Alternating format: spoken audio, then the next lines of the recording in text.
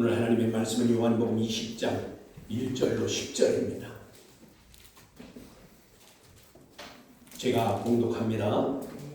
안식 후 첫날 일찍이 아직 어두울 때에 막달라 마리아가 무덤에 와서 돌이 무덤에서 옮겨진 것을 보고 시몬 베드로와 예수께서 사랑하시던 그 다른 제자에게 달려가서 말하되 사람들이 주님을 무덤에서 가져다가 어디에 두었는지 우리가 알지 못하겠나이다 하니 베드로와 그 다른 제자가 나가서 무덤으로 갈새 둘이 같이 다름질하더니 그 다른 제자가 베드로보다 더 빨리 달려가서 먼저 무덤에 이르러 구부려 세마포 놓인 것을 보았으나 들어가지는 아니하였더니 시몬 베드로는 따라와서 무덤에 들어가 보니 세마포가 놓였고 또 머리에 쌌던 수건은 세마포와 함께 놓이지 않고 딴 곳에 쌌던 대로 놓여 있더라.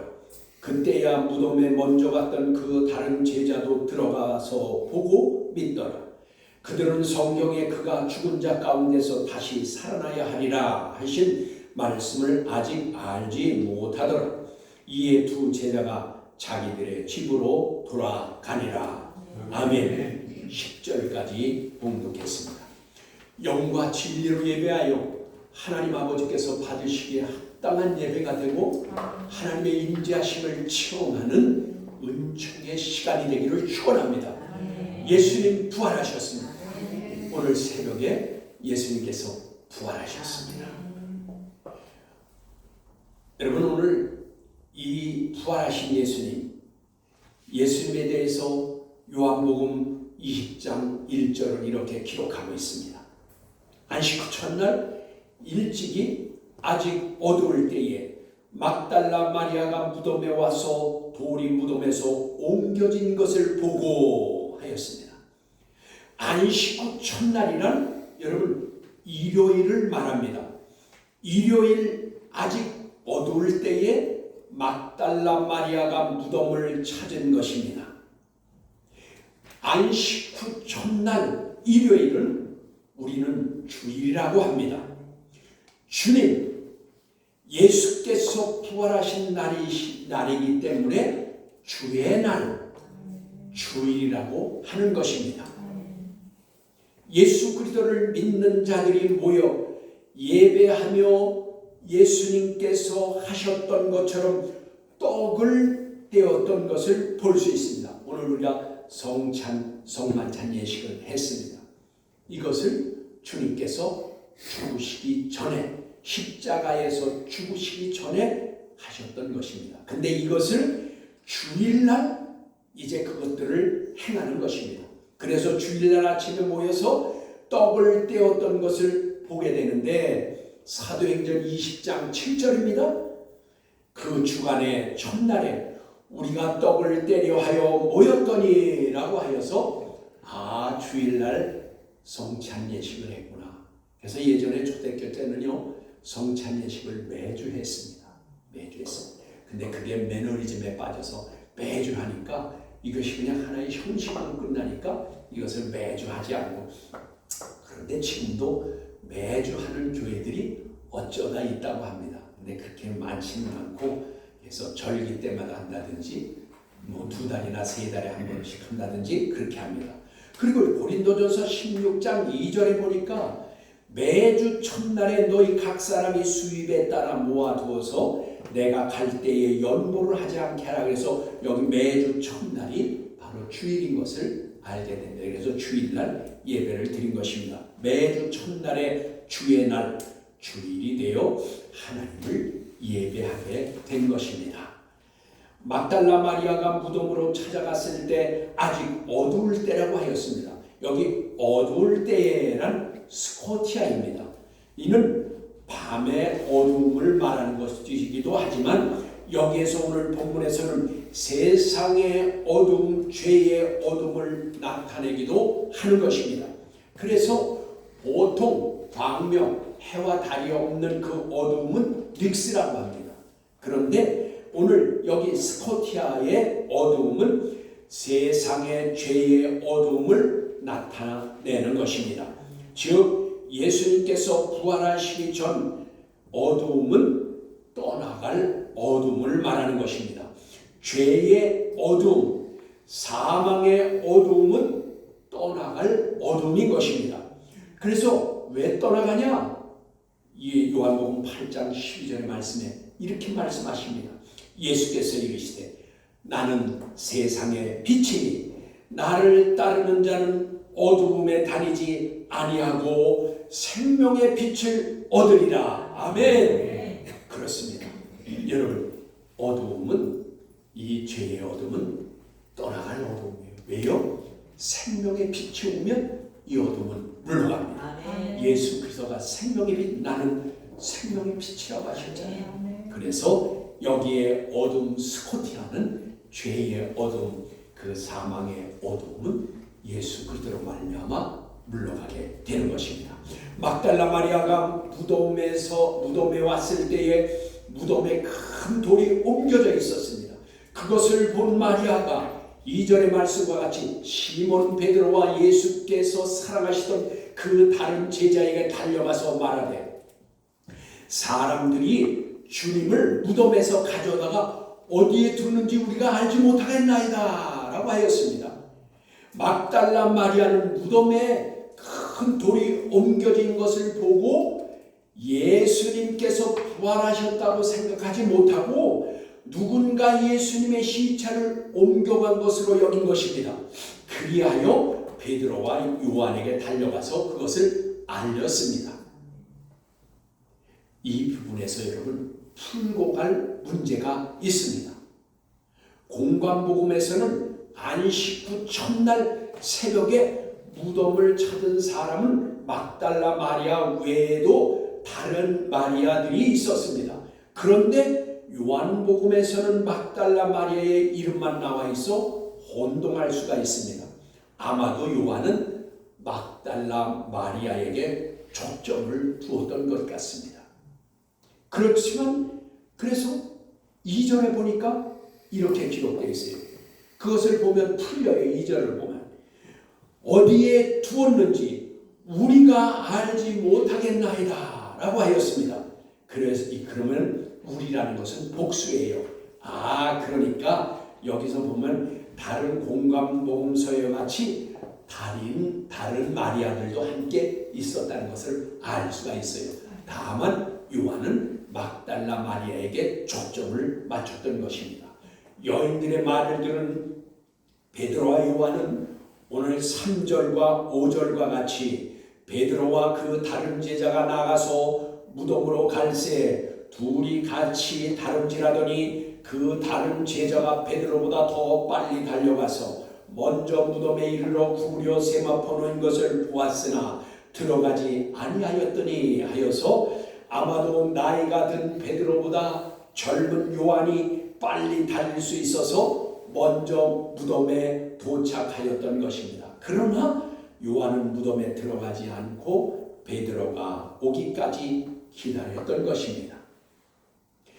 6절로 7절에 이렇게 말씀하십니다. 시몬 베드로는 따라와서 무덤에 들어가 보니 세마포가 놓였고 그 머리를 쌌던 수고는 세마포와 함께 놓이지 않고 딴 곳에 쌌던 대로 놓여 있더라 하였습니다. 여러분, 공관복음에서는 세마포가 놓여 있었다고만 하였습니다. 머리에 쌌던 수건에 대한 언급이 없습니다. 그런데 요한은 7절에서 또 머리에 쌌던 수건은 세마포와 함께 놓이지 않고 딴 곳에 쌌던 대로 놓여 있더라 라고 하였습니다. 요한은 이 부분에서 무엇인가 중요한 것을 말하려고 하는 것입니다.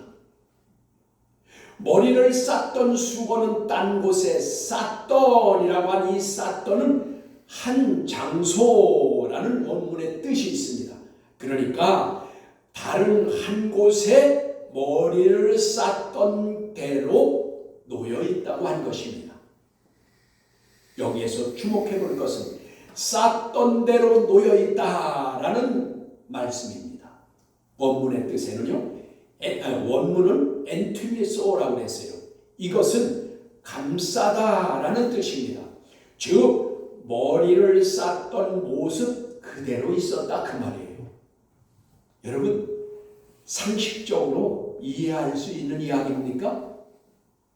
이 엔틸리소는 신약에 3번이 나오는데 마태복음 27장 59절과 누가복음 23장 53절에 아리마대 요셉이 예수님을 세마포로 쌀 때에 예수님을 쌌다고 한 곳에 2번 나와 있고, 그 다음에 한 번은 오늘 본문에 머리를 쌌던 했던 오늘 그것과 함께 3번이 신약에 나와 있는데, 이걸 그렇다면 시체를 쌀 때 여러분 머리에 수건을 쌀 때 꼭꼭 물 이렇게 꼭꼭 싸지 않겠어요? 몸뚱아리도 그렇고 세마포로 쌀 때 꼭꼭 묶죠.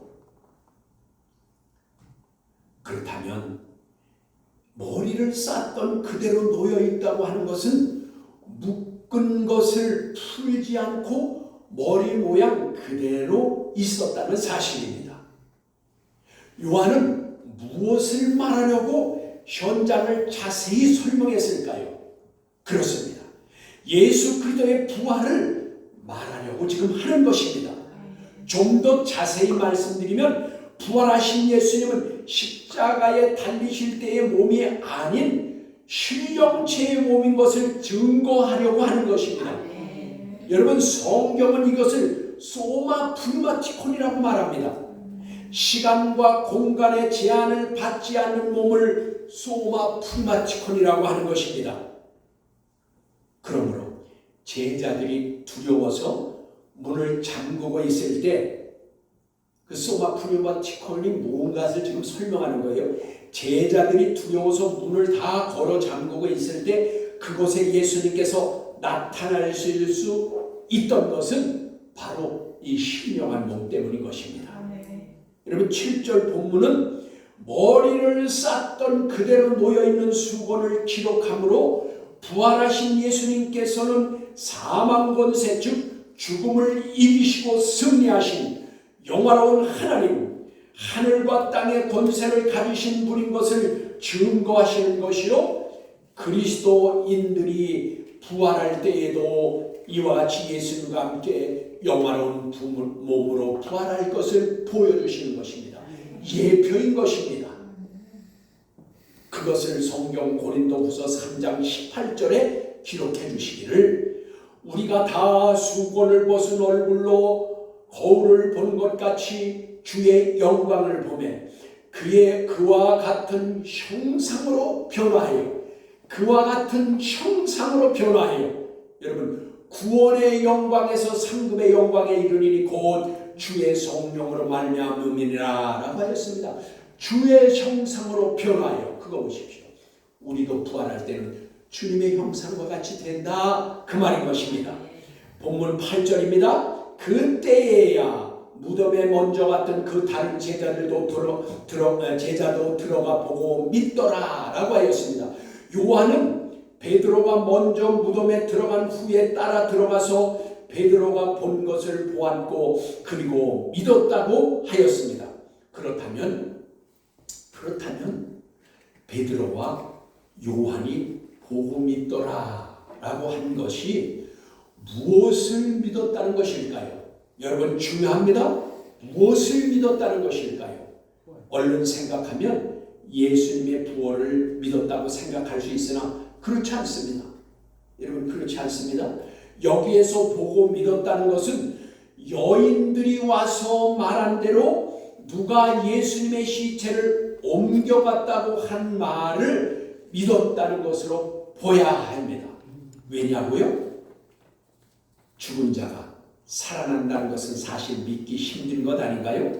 이러한 믿음은 쉽게 가질 수가 있을까요? 그러므로 예수님은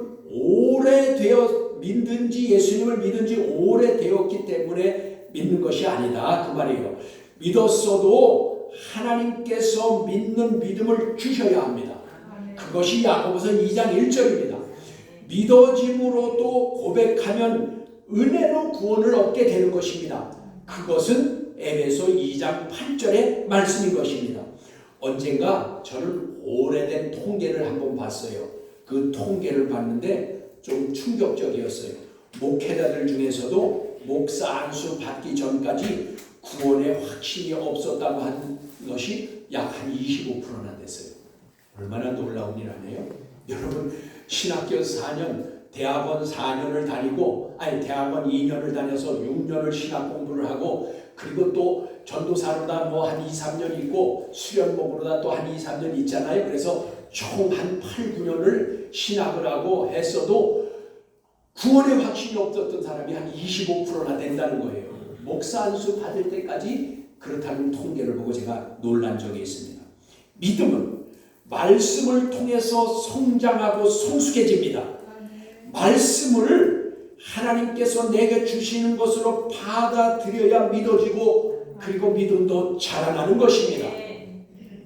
그러므로 히브리서 5장 12절의 말씀에 이렇게 말씀하십니다.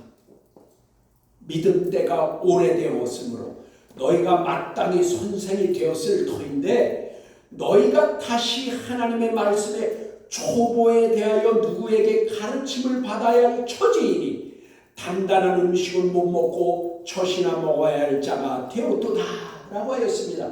이게 무슨 말씀입니까? 여러분, 단단한 음식은 행동적인 믿음을 말하는 것입니다. 그러니까 여러분, 말씀을 들으면서도 말씀대로 순종함이 없으면 성장하지도 않는다는 거예요. 여러분, 믿었으면 그 말씀을 따라 순종해야 믿음도 자라나고 성숙해진다는 거예요.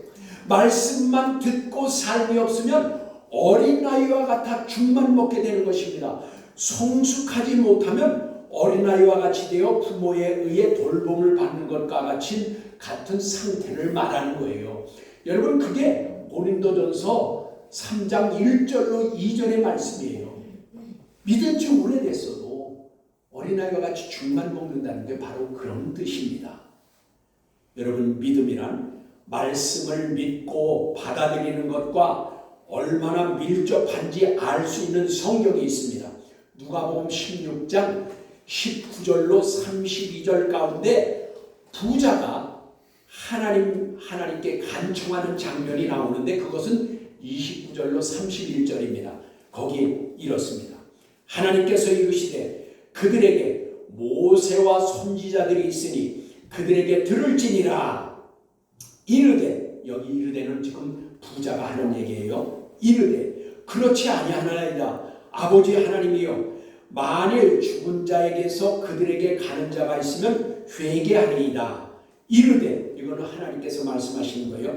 모세와 선지자들에게 듣지 아니하면 비록 죽은 자 가운데서 살아나는 자가 있을지라도 권함을 받지 아니하리라 하였다 하시니라. 아멘. 그렇습니다.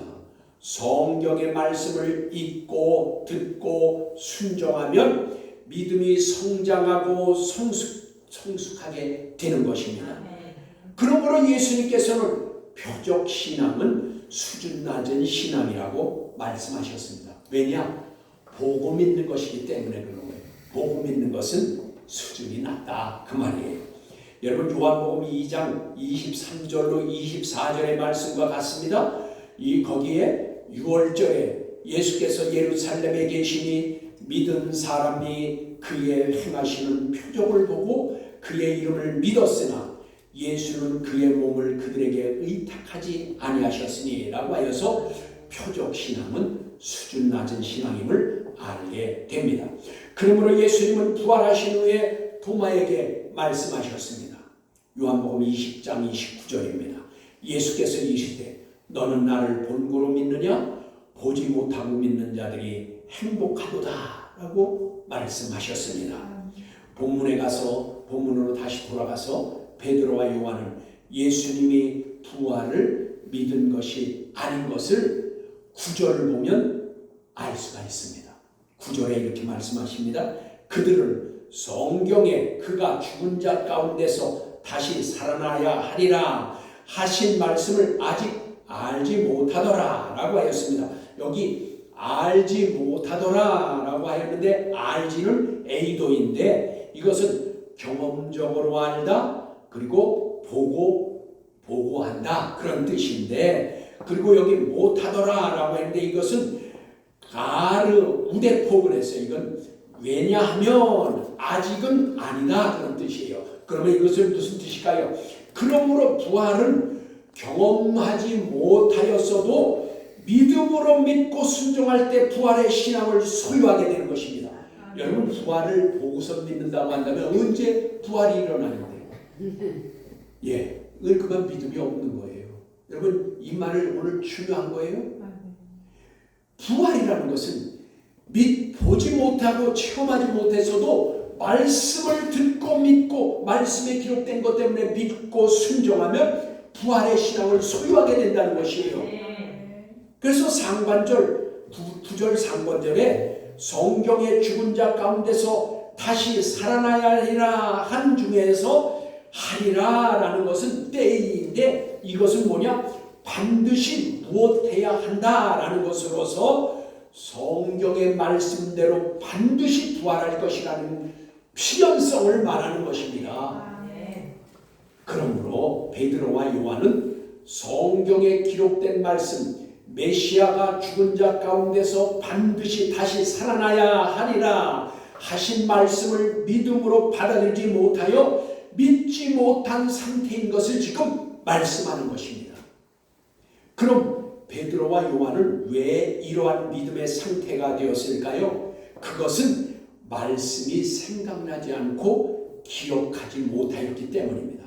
여러분, 말씀은 생명력이 있으며 능력입니다.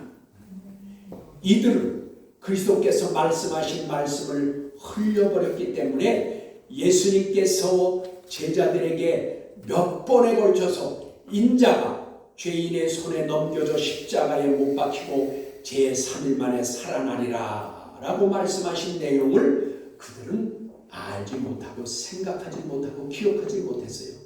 여러분 예수님께서 마태복음 17장 23절에 20장 19절에 누가복음 9장 22절에 18장 33절에 24장 7절 등에 말씀하셨는데 이들은 그 말씀을 생각하지도 기억하지도 못한 것입니다. 나중에 예수님께서 부활하셨을 때에 천사가 말합니다. 누가복음 24장 6절에 여기 계시지 않고 살아나셨느니라. 갈릴리에 계실 때에 너희에게 어떻게 말씀하셨는지를 기억하라 라고 하였습니다.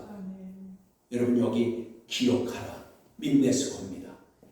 그런데 누가복음 22장 61절에도 베드로가 예수님을 알지 못한다고 부인할 때에 닭이 울므로 예수님이 하신 말씀이 생각나서 밖에 나가 울었다고 하였는데 여기 생각나서가 민네스코입니다. 그래서 하나님의 말씀이 생각나야 되고 기억되어야 되는 것입니다. 베드로와 요한은 부활하신 무덤에 전장에 와서 보고도 예수님의 부활을 믿지 못하였습니다. 이는 메시아에 관한 말씀을 믿지 못하고 예수님께서 하신 말씀이 생각나지도 기억하지도 못한 것입니다. 믿어서 구원을 얻었다고 하여서 부활의 신앙을 모두 소유한다고 할 수 없는 것입니다. 베드로와 요한이 바로 그것을 지금 나타내 보여주고 있는 것입니다. 이들은 불신앙적이고 믿음 없는 행동을 다음 10절에 아주 잘 나타내 보여주고 있습니다. 10절입니다. 이에 두 제자가 자기의 집으로 돌아가니라 라고 하였습니다. 여러분 우리말 성경을 보면 뭐 그렇게 큰 문제가 없는 것 같이 느껴져요. 그렇지만 어딘가 좀 모르게 여러분 이상하게 느껴지지 않습니까? 여러분 상식적으로 생각해 보세요. 예수님의 무덤이 열려 있다고 그리고 여인들이 달려와서 누가 예수님의 시체를 어디로 옮겨갔다고 하여서 자신들이 지금 달려가서 확인을 한 것이에요. 제자들과 여인들이 기다리고 있는 곳으로 가서 되어진 일을 알려주는 것이 여러분 마땅하지 않습니까? 아니 이 여인들이 와서 예수님 누구 시체를 누가 가져갔는지 지금 없으니까 어떻게 된 건지 좀 알아보세요 라고 해서 지금 달려가는 거 아니야. 그럼 달려가서 예수님의 부활하신 무덤에 와서 보고 그것이 예수님이 없어졌으면 그것을 그 제자들이 기다리고 있는 여인들과 제자들에 가서 알려줘야 되는 게 마땅한데 지금 뭐예요? 베드로와 요한은 각자 자기 집으로 돌아갔다는 거예요. 이게 얼마나 엉뚱한 일입니까? 여러분, 이게 그런데 우리말 성경대로만 하면 우리말 성경대로 이해하면 베드로와 요한은 각각 자기 집으로 그냥 돌아가 버린 것으로 이해할 수가 있습니다. 그런데 여러분, 그렇지 않습니다. 잘 들어보십시오. 여기 우리말 성경대로 자기 집으로라고 하였는데 원문에 아우토스 프로스를 했습니다. 이 뜻은 그들 자신에게로입니다. 집으로라는 단어는 아예 없어요. 근데 우리말 성경에 집으로라는 단어를 집어넣어서 오해하기 쉽게 만드는 거예요. 여러분, 아우토스 플러스 어떻게 해요? 자기 자신에게로, 그들 자신에게로라는 그 말입니다. 그리고 여기 돌아가니라 라고 했는데 팔렌 아페르코마이입니다. 이것은 다시 돌아가다입니다. 그런데 우리말 성경에는 돌아가다라고만 했어요. 그래서 그것은 팔린이라는 단어를 번역을 누락한 거예요. 그러니까 이 말은 뭐예요? 이것을 다시 정리하면 10절을 정리하면 베드로와 요한 두 제자는 그들 자신에게로 다시 돌아갔다라는 것입니다. 이 말씀의 뜻은 베드로와 요한은 옛날에 그들 자신에게로 다시 돌아갔다는 뜻입니다. 즉 예수님께서 어부였던 베드로와 요한을 부르실 그때로 다시 돌아간 것입니다. 우리말 성경 10절과 엄청난 차이가 있는 것입니다. 옛날에 자신에게로 다시 돌아갔다는 것은 믿음 없었던 상태로 부름받기 전으로 돌아간 것을 말하는 것입니다. 예수 없는 삶을 말합니다.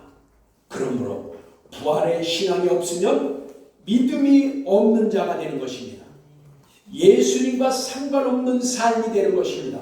여러분, 요한복음 13장 10절의 말씀과 같이 예수님께서 베드로에게 내가 내 발을 씻기지 않으면 나와 상관없다 하였는데 여기 상관없다가 메로스입니다. 예수님과 나눌 몫이 없다 그 말입니다. 여러분, 베드로와 요한이 옛날 자신에게로 다시 돌아갔다는 것을 증거하는 성경 말씀을 보겠습니다. 여러분, 제가 말하는 것이 아니다 그 말이에요. 성경으로 뒷받침이 되어져야 목사가 하는 말이 아니라 하나님의 말씀인 것을 알게 되는 것입니다. 여러분, 요한복음 21장 2절로 3절에 이렇게 말씀하십니다. 시몬 베드로와 디두모라 하는 도마와 갈릴리 가나 사람 나다나엘과 세베대의 아들들과 또 다른 제자 둘이 함께 있더니 시몬 베드로가 나는 물고기를 잡으러 가노라 하니 그들이 우리도 너와 함께 가겠다 하고 나가서 배에 올랐으나 그날 밤에 아무것도 잡지 못하였더니 라고 하였습니다. 여러분, 베드로와 요한의 불신앙적 태도가 여실히 나타납니다. 자신들만 아니라 제자 5을 더하여서 7명이 물고기를 잡으려고 자신들의 옛날로 다시 돌아간 것입니다. 예수님께서 베드로와 요한을 부르실 때에 이제부터는 사람 낚는 어부가 되라고 불러주셨는데 이 말씀을 믿지 못하고 예수님의 말씀이 생각나지도 않고 그 말씀을 기억나지도 않으므로 부활의 현장에 가서 보고도 부활을 믿지 못하여서 옛날로 다시 돌아갈 뿐 아니라 다른 제자들까지도 불신앙에 빠지게 하는 것입니다. 그들의 결과가 무엇입니까? 그날 밤에 아무것도 잡지 못하였습니다. 밤새도록 고기 한 마리도 잡지 못하였습니다. 예수 그리스도가 없는 사람의 삶은 아무것도 아닌 것입니다. 평생 예수 믿었어도 아무것도 아닌 것입니다. 예수 없는 삶은 테노스, 텅 비었다, 껍데기다 그런 뜻인 것입니다. 예수님 없어도 여러분 잘 되는 것 같습니까? 예수 없이도 부족함이 없다고 느껴집니까? 예수 없이도 여러분 자유합니까? 예수는 생명이요 빛이요 진리이십니다. 생명이신 예수님을 잃으면 심판입니다. 생명이 빛이신 예수님이 없으면 어둠입니다. 바로 죄의 방입니다. 진리를 떠나면, 예수 그리스도의 진리를 떠나면 사망이 왕노릇합니다. 여러분, 베드로와 요한과 제자들이 예수님의 부활하심을 보고도 믿지 못한 것을 여러분 성경에 여러 곳에 있는데 그 중에 몇 군데만 읽고 마치겠습니다. 누가복음 24장 38절에 예수께서 이르시되 어찌하여 두려워하며 어찌하여 마음에 의심이 일어나느냐라고 했고, 41절에 아직도 믿지 못하고 놀랍게 여길 때에 여기에 무슨 먹을 것이 있느냐라고 했고, 마가복음 16장 11절에 그들은 예수께서 살아나셨다 하는 것과 마리아에게 보이셨다는 것은 말을 듣고도 믿지 아니하리라 라고 하셨어요. 그리고 또 여기 마가복음 16장 12절로 13절에는 엠마오로 가다가 예수님을 만난 자들이 와서 말했는데 그것도 믿지 못했어요. 여러분, 결정적인 말씀 마가복음 16장 14절입니다. 그 후에 11 제자가 음식을 먹을 때에 예수께서 그들에게 나타나사 그들의 믿음 없는 것과 마음이 완악한 것을 꾸짖으시니 이는 자기가 살아난 것을 본 자들의 말을 믿지 아니함이니라 라고 하였습니다. 예수 그리스도를 믿어 구원을 얻은 것과 부활의 신앙은 다른 것을 알 수 있습니다. 여러분, 베드로가 주는 그리스도시요 살아계신 하나님의 아들이라고 고백하였고 그는 구원을 얻었으나 제자들과 함께 부활을 믿지 못하였습니다. 그들은 그래서 엉뚱하게 다시 옛날로 돌아가서 고기 잡으러 갔던 것입니다. 그들은 오순절의 성령의 역사 후에 변화됐습니다. 그때에야 그러므로 성령과 말씀으로 장성한 믿음에 이르게 되고 부활의 신앙을 소유하게 되는 것입니다. 성령과 말씀이 아니고서는 부활의 신앙을 소유할 수가 없는 것입니다. 저와 여러분은 옛날로 돌아가는 일이 없어야 하겠습니다. 부활의 신앙으로 천국을 유업으로 받을 자로 살기를 주 예수 그리스도 이름으로 축복합니다.